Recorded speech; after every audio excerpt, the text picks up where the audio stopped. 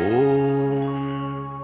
अस्य श्री हनुमान वडवानल स्तोत्र मंत्रस्य श्रीरामचंद्र ऋषिः श्री हनुमान वडवानल देवता ह्रां बीजं ह्रीं शक्तिं सौं कीलकं मम समस्त विघ्न दोष निवारणार्थे श्री सीतारामचंद्र प्रीत्यर्थं च हनुमद्वडवानल स्तोत्र जपमहं करिष्ये।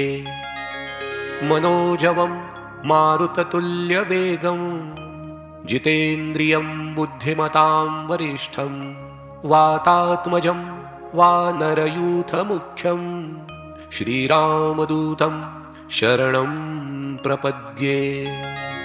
ॐ ह्रां ह्रीं ॐ नमो भगवते श्रीमहाहनुमते प्रकटपराक्रम सकलदिग्मण्डलयशोवितान धवलीकृत जगतत्रितय वज्रदेह रुद्रावतार लंकापुरी दहय उमार्गलमन्त्र उदधिबन्धन दशशिरः कृतान्तक सीताश्वसनवायुपुत्र अंजनीगर्भसम्भूत श्रीरामलक्ष्मणानन्दकर कपिसैन्यप्रकार सुग्रीवसाह्यकरण पार्वतोत्पाटन कुमारब्रह्मचारिण गम्भीरनाद सर्वपापग्रहवारण सर्वज्वरोच्चाटन डाकिनी शाकिनी विध्वंसन।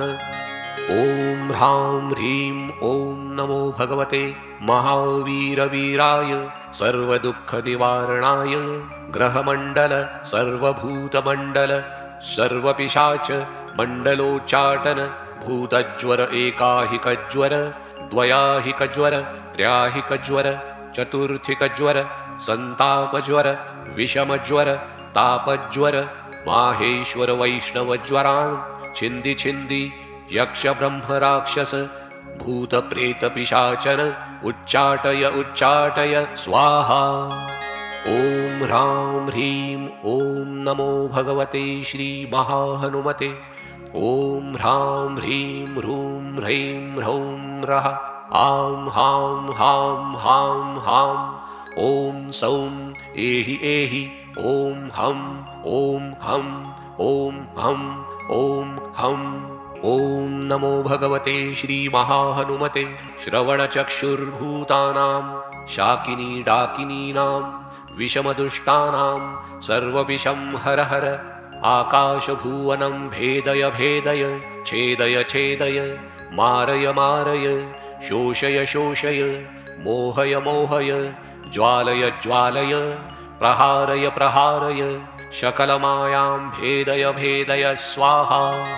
ॐ ह्रां ह्रीं ॐ नमो भगवते महाहनुमते सर्वग्रहोच्चाटन परबलं क्षोभय क्षोभय सकलबन्धनमोक्षणं कुरु कुरु शिराः शूल गुल्मशूल सर्वशूलान् निर्मूलय निर्मूलय नागपाशानन्तवसुकी तक्षक कर्कोटकालियान् यक्षकुलजगत रात्रिञ्चर दिवाचर सर्पान् निर्विषं कुरु कुरु स्वाहा।